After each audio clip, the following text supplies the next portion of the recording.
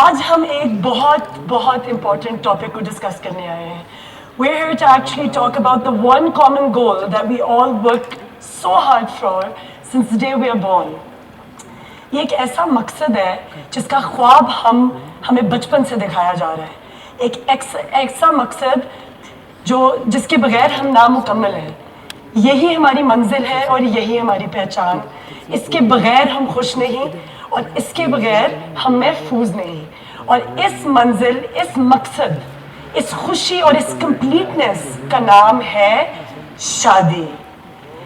And today I have someone extremely special in the room with me, and her name I will disclose in a few minutes. And ये एक ऐसी खास शख्सियत है जो हम जिनको बचपन से जानते हैं.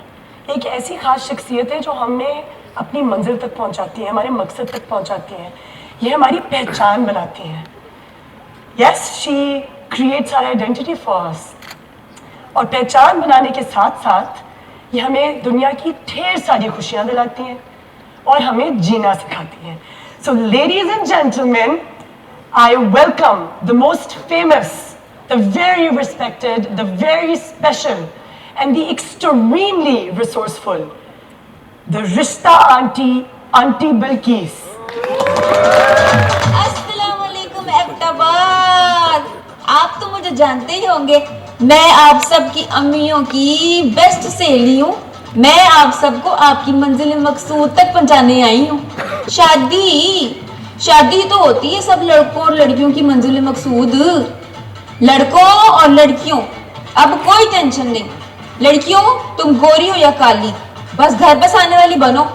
मेरे पास तुम लोगों के खाने पीने, मेरा मतलब है मेरे पास तो हर तरह का मेनू है. मेनू समझते हो ना सारे? मेनू रेस्टोरेंट वाला हो, ब्याह वाला हो, कोई गल है. और लड़कों मर्दों, नौजवानों और बुजुर्गों, सारे ही आ जाओ जी. जो भी जड़ा भी है, आप सबके पास डिग्री हो ना हो, नौकरी हो ना हो, आंटी बिल्किस तो फुकरों का घर बसाने में भी कामयाब और माहिर है. ये देखो मेनू कार्ड मैं साथ लेके आई हूँ. मेरा रिश्ता मेनू पाकिस्तान का सबसे तेज तरीन एक्सप्रेस मेनू है. बॉयज का भी है और ग्रीन्स का भी है. तो एटम नंबर पता है ना? एटम नंबर शीला की जवानी तो तेरे हाथ ना आनी. जी क्यों हाथ ना आनी? बस आंटी बिल्किस हो तो फिर शीला भी बन जानी सपनों की रानी. बस मेरे मेनू से आपने डिश है फसानी. मेरा मतलब है मेरे मेनू में शीला की जवानी और सपनों की रानी, सारा कुछ. तो बस फिर आप बेफिक्र हो जाएं और हनिया मुनिया की तैयारी करें अपनी जेब से, मगर अपनी जेब के मुताबिक, समझ रहे ना आप लोग जी. फिर आपका भला हो. मेरे पास है मेनू सबसे पहले लड़कियों के लिए प्रीमियम मेनू. प्रीमियम में होता है जी कम उम्र लड़की, गोरी चिट्टी डिपेंडेंट, यानी कि बोलना सुनना उन्हें है कोई नहीं. पैसे ਉਹਦੇ ਕੋਲ बोले नहीं कि ਤੁਹਾਨੂੰ कुछ भी कह सके, ਤੁਹਾਡੇ खिलाफ बोल सके, जो ਤੁਹਾਡਾ बर्दाश्त करेगी. तो बस जी इससे अच्छी कौन सी लड़की होनी है. तो लेकिन मेरी फीस आपको देनी पड़ेगी, वो तो जरूरी है ना. तो उसके अलावा मैं आपको 10% डिस्काउंट दूंगी जी. अल्लाह आपका भला करे. गोल रोटी जो बनाने वाली लड़की है उस पर डिस्काउंट 10%, 20% डिस्काउंट गोरे रंग वाली लड़की पे, 40% डिस्काउंट जो है ना जी वो 25 साल से कम उम्र की लड़की, तो उससे भी ज्यादा गोरे चिट्टी, बहुत ही चिट्टी वाली जो लड़की होती है ना उस पे. तो लो जी फिर मेरे पास है जी एटम नंबर 1000. 20 साल उसकी उम्र है, बीए किता होया, कद 5 फुट, रंग सावला, डिपेंडेंट भी है तो फरमाबरदार भी. ते लड़के की माँ को मैंने बोला भी सांवली रंगत के लिए लड़की को फेयरनेस क्रीम इस्तेमाल कराओ. कद भी होता एवं हैगा, छोटी जिनी गिट्ठी जिनी हैगी है. ते उसको तो 12 साल की उम्र से चिट्टा रंग करने की क्रीम लगवानी चाहिए थी. अब तो वो किसी लायक ही नहीं रही. मैं अब क्या करूँ जी, मैं तो लोगों की मनते तो नहीं ना कर सकती. तो चलो जी फिर नेक्स्ट एटम. तो जी अगला एटम नंबर है जी 100. उम्र 28 से MBA किया होया, ते कद 5 फुट ते 5 इंच, मलाई वर्गी गोरी ते बिल्कुल अंडा पंडन. फिर मैं सोचा तो मैं लड़की की मां को किया कि भाई हाँ लड़की की बहुत ज्यादा उम्र है और ज्यादा तो होनी काबू नहीं आनी. इंडिपेंडेंट का मतलब तो फिर वारा ही होता है ना जी. तो फिर मैं क्या लो जी फिर इनू भी दफा ही करो. लो जी फिर मेरा अगला एटम नंबर है 4200. इससे अच्छी क्यों होनी उम्र 23 साल बीए किया होया कद 5 फुट ते 5 इंच ते रंग दुध वर्गा गोरा बा पर्दा भी है ते बिल्कुल गोल रोटी बनांदी है ते डिपेंडेंट है इंडिपेंडेंट वाला चक्कर नहीं इंडिपेंडेंट हर एक ही हुंदा डिपेंडेंट है किसी दी मतलब वो कोई किसी के खिलाफ चल ही नहीं सकती ते फर्मा बरदार जो कहो करेगी बस जी गाएगी गाए अल्लाह मियां दी गाए ते फिर हीरे ले हीरा ते बस जी गल पक्की करो ते डन। आपसे एक क्वेश्चन है, क्या आप वाकई औरत है? अगर औरतों के लिए आपके ये ख्यालात हैं और लड़कियों के लिए ये ख्यालात हैं, तो लड़कों के पता नहीं क्या होंगे?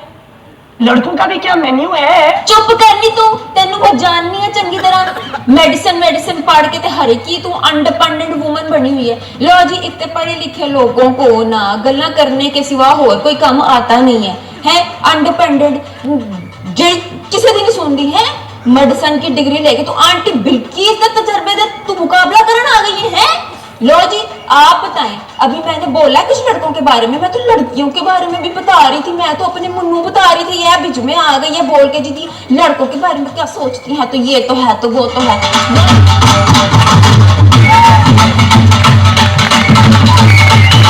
लो जी अब सुने आप लड़कों की शादी का मेन्यू।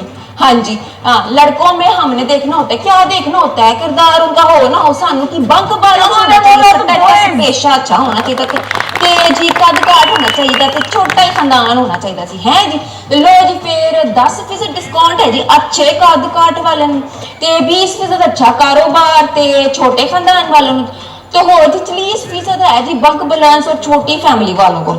आइटम नंबर 300 है जी मेरे पास इसको आप देखें जी कि नाम को आप दफा करें तो उम्र है 30 साल तो इंजीनियर है जी तो क्या कहते हैं जी कि कद का 5 फुट है तो 7 इंच है तो कमाता है 60,000 तो 60,000 की हवल है जी दफाई करो जी लोग 60,000 का की फायदा भला महीने का गुजारा होंगे ਇਹਦੇ ਵਿੱਚ ਭੁੱਖਾ ਨੰਗਾ ਆਪ ਕੀ ਖਾਵੇਗਾ ਤੇ ਬੁੱਢੀ ਨੂੰ ਕੀ ਖਵਾਵੇਗਾ ਹੈ ਜੀ ਇਹ ਤੇ ਬੜਾ ਹੀ ਫਜ਼ੂਲ ਹੈਗਾ ਇਹਨੂੰ ਦਫਾ ਕਰੋ ਤੇ ਫਿਰ ਮੇਰੇ ਕੋਲ ਹੈਗਾ ਜੀ ਆਈਟਮ ਨੰਬਰ 500 ਆਈਟਮ ਨੰਬਰ 500 ਦਾ ਜੀ ਹੈਗਾ ਨਾ ਇਹਦਾ ਵੀ ਤੁਸੀਂ ਦਫਾ ਹੀ ਕਰੋ ਨਾ ਚ ਕੀ ਰੱਖਿਆ ਤੇ ਹੈ ਜੀ ਤੇ ਕਰਦਾ ਕਰਾਂਦਾ ਕੀ ਹੈ ਜਿਸੇ ਇਹਦੀ ਜੀ 28 ਸਾਲ ਉਮਰ ਹੈਗੀ ਹੈ ਤੇ ਇਹਦੀਆਂ ਹੈਗੀਆਂ ਨੇ 3 ਭੈਣਾਂ ਤੇ 3 ਭੈਣਾਂ ਹੈਗੀਆਂ ਤੇ हेगा डिजाइनर है ते फिर है भी आप भी मेरा ख्याल है भैन की भैन ही होना फिर की कहिए फिर मैं तो बड़ी परेशान हो गई लाख रुपया तो कमांदा है पर डिजाइनर वालों ना मैंने खतरा ही रहिंदा है तुहाडा मसला मैं तुहानू दस दिता है मैं ना जिहड़ी गल दसनी होंदी ना मैं दस देनी है वैसे मैंने जिहड़ी गल दसनी होंदी है मैं दस दी नहीं ते फिर ना ए अगला है ना जेड़ा ए जो मेरा है ना एटम नंबर जेड़ा है ना जी ए मेरा एटम नंबर हैगा है जी के जी तुसी समझ लो जी कि ए मेरा सब तो चंगा एटम नंबर है एटम नंबर है 100% ते उम्र दी 35 साल ते बिजनेसमैन ते 4 भैन भाई हैं जी ते लाखों में कमाता है जी ते 3 बार तलाक इन्हू हो चुकी है मतलब कि एने दी 3 कुड़ियां नु अलग अलग कुड़ियां ने 3 दफा तलाक दी पर मुंडे च कोई खामी नहीं खामी ते कुड़ियां च होंदी है जी। आजकल ना ये जो लड़कियां है ना इनको लग गई है बड़ी ही जुबान ते लंबी जुबान ते तेज जुबान ते सारी गलती लड़कियों की होती है। समझ में आया ना लड़कों का क्या कसूर बेचारे कमाए कि आप लोगों की नखरे उठाए हैं दफा करो तुम लोगों की बातों को है जी। मैंने तो वैसे भी लड़की वालों को बताया नहीं कि लड़के ने 3 दफा 3 लड़कियों को तलाके दी हैं क्योंकि गलती तो लड़कियों की होनी है ठीक है जी। तो मैंने लड़कियों को नहीं पता ना आपको बता रही हूँ आपसे तो मैं जरा सलाम दुआ ले आई हूँ ना अच्छी वाली पिंडी की थी तो फिर इसलिए ना मैं आपको सिर्फ बता रही हूँ लड़की वालों को मैंने नहीं बताना है। तो बाजी 3 तलाकों का कुछ नहीं होता जो मर्जी लड़का क्या है कमाता खाता है इतने अच्छे पैसे जो भी लड़की आएगी खुश रहेगी और करना क्या होता है लड़कियों ने खाना पीना कपड़े पहने याशियां करनी तो वो कराएगा तो खुश रहते हो तो खुशकिस्मत होगी लड़की तो बस फिर फाइनल है सब तो चंगा जी बस जी फाइनल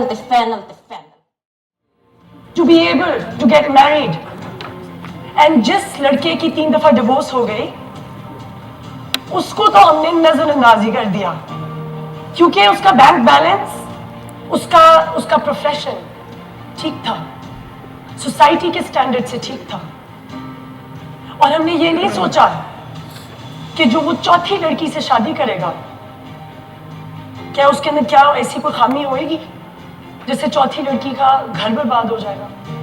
ये नहीं सोचा उल्टा हमने उसकी तलाक का इल्जाम लगा दिया उन 3 लड़कियों पे तो मेरा आप लोगों से ये क्वेश्चन है कि क्या ये सही है?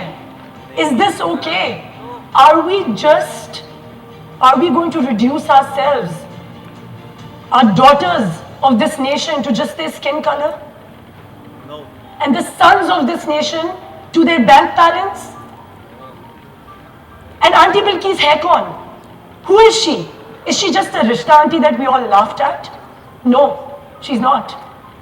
She is all of us. She's you sitting in the audience, you sitting at the back. She's me. She's all of us put together.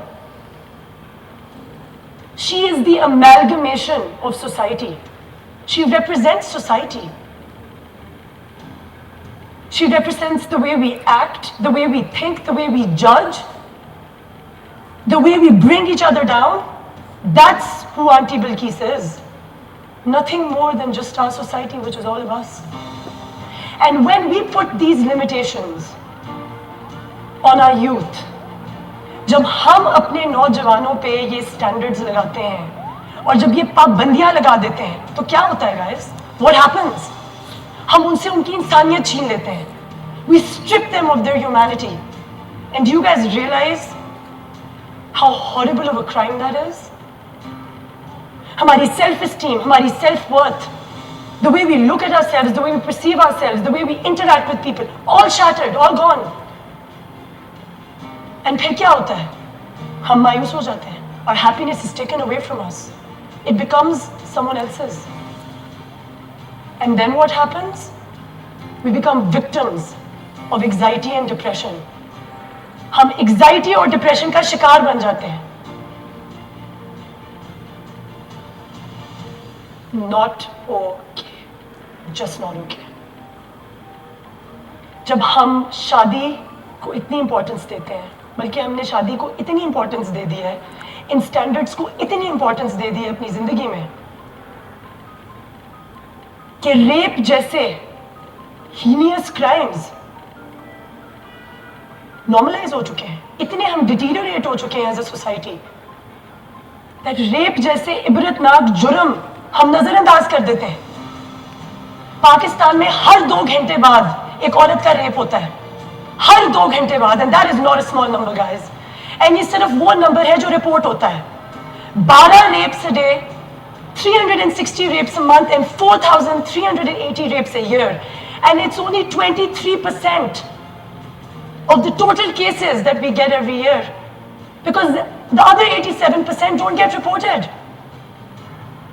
They just don't get reported. और क्या आपने ये सोचा है और आपने पूछा है अपने आप से कि क्यों नहीं रिपोर्ट होते ये? Why don't these cases get reported? Why are women silenced and put to shame when they get raped? मैं जवाब देती हूँ, शादी है इसका जवाब. हमारे माशरे के बनाए हुए स्टैंडर्ड्स है इसका जवाब. Nothing more than that. जब एक शादीशुदा औरत का रेप होता है या एक गैर शादीशुदा औरत का रेप होता है, तो उसके माँ बाप चिल्लाते हैं, चीखते हैं. जैसे लोग क्या कहेंगे, लोग क्या कहेंगे, मामी क्या कहेगी, चाची क्या कहेगी, हमसाया क्या कहेगा, जमींदार क्या कहेगा. बाप की इज्जत, माँ की इज्जत, दादा की इज्जत पर दादा की इज्जत. और नेक्स्ट स्टेटमेंट इसके बाद ये आता है और ये पूछा जाता है और ये बोला जाता है कि बेटी तू चुप रही, हमारी इज्जत जो है वो पानी में डूब जाएगी. तेरी शादी नहीं होगी, तेरी बहन की शादी नहीं होगी, तेरी चाची की बेटी की शादी नहीं होगी, तेरी खाला की बेटी की शादी नहीं होगी. तुझे अपनाएगा कौन, तुझे बसाएगा कौन? ये सवाल पूछा जाता है और बोला जाता है. क्या ये सही है? आई वॉन्ट टू नो, क्या ये सही है ladies and gentleman? I am not saying कि शादी इज बैड. मैं हरगिज ही नहीं कह रही, मैं खुद एक शादीशुदा लड़की हूँ. I am very happily married. I think it was the best decision of my life. But शादी is meant to be something खूबसूरत. एंड अगर आप मुझसे ये सवाल पूछें कि क्या शादी मेरी अपनी पहचान से बढ़ के है? नहीं, नहीं है. क्या मेरी शनाख्त से बढ़ के है? नहीं है. क्या शादी की ये स्टैंडर्ड्स मेरी खुशी से बढ़ के है? नहीं है. नो, किसी के भी लिए नहीं है. And with that said, I want you all to observe a moment of silence and look to your left or your right. And look at the boy or the girl who's sitting right next to you and ask yourself, are they more than just their skin color? Or the number in their bank balance? And then I want you to turn to yourself and look at yourself and ask yourself, मैं कौन हूँ? मेरी क्या identity है? मेरी छाप क्या है? What is my छाप? क्या मैं अपने लिए जिंदगी गुजार रहा हूँ या गुजार रही हूँ या सोसाइटी के लिए? And with that said, I hope that every single one of you in this room realize that this is more about us as individuals and the change that we need to bring within to ensure that we have empathy for one another, humanity for one another, and we don't let these unrealistic standards that don't mean anything bog us down and bring us down. And with that said, ladies and gentlemen, I hope you enjoyed this talk, and I hope you guys walk out of here having learned something. Thank you very much.